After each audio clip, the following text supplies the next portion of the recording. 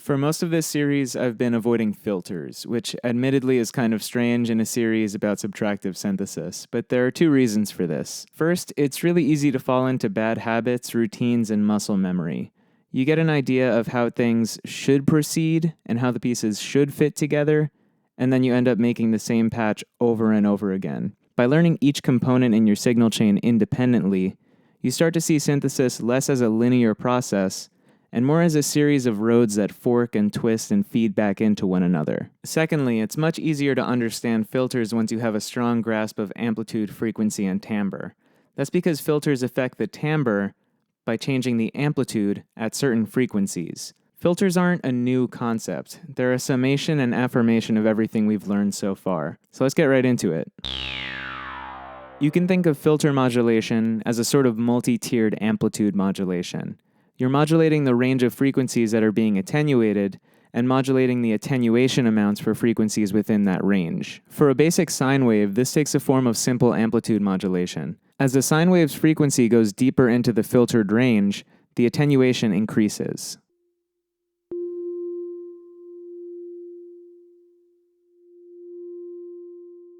Since more complex waves can be expressed as a sum of sine waves, we can see filter modulation as multiple instances of this process, with each harmonic undergoing a different amount of attenuation depending on its position relative to the cutoff.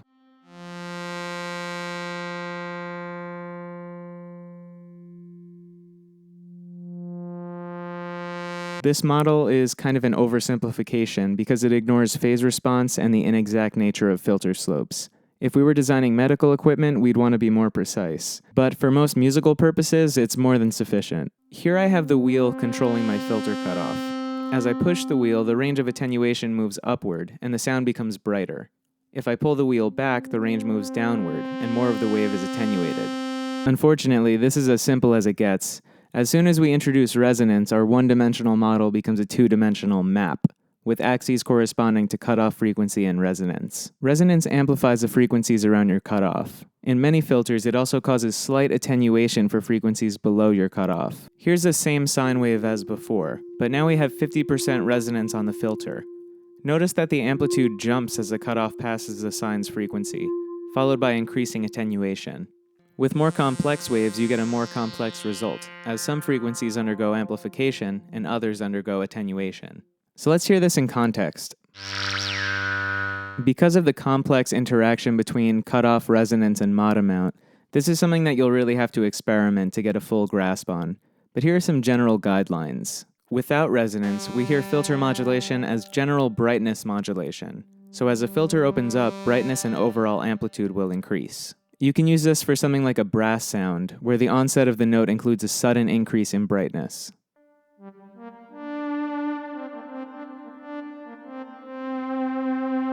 Or even for something like an electric piano patch, where the initial onset of the note is the brightest point, followed by a darkening as it fades.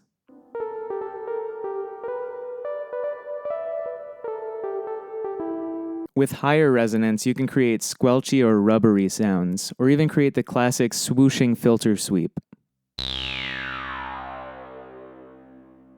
These effects are created by the amplified range moving through the spectrum. With different envelope shapes and resonance, you can get an unbelievable variety of sounds from this.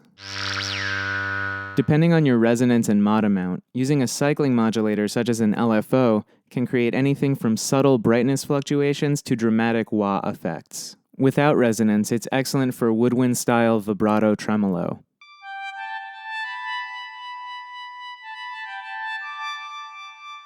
With high resonance, it can create an auto-wah effect.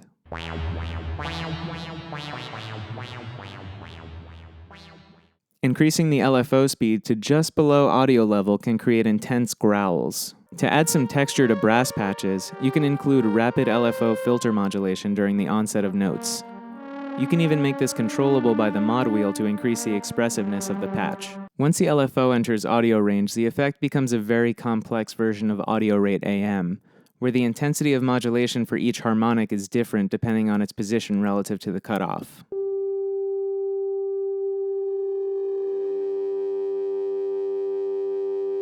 We even see the same sidebands that we'd expect to see in AM, but constrained to the affected frequency range, and with more variation in the sideband amplitude. Passing a complex wave through a filter that's being modulated by another complex wave creates a huge filter of sidebands for each harmonic in the carrier and modulator.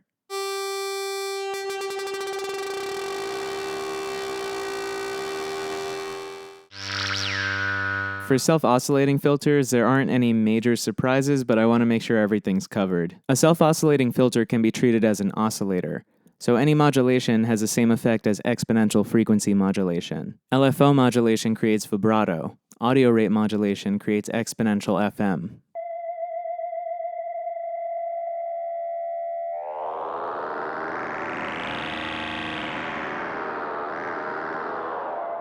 With this episode, we've completed the Subtractive Basics component of this series.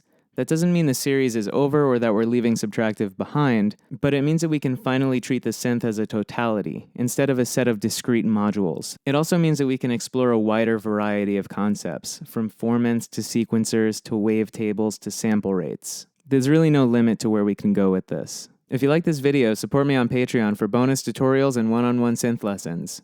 As always, this has been Synth Fundamentals. Thanks for watching.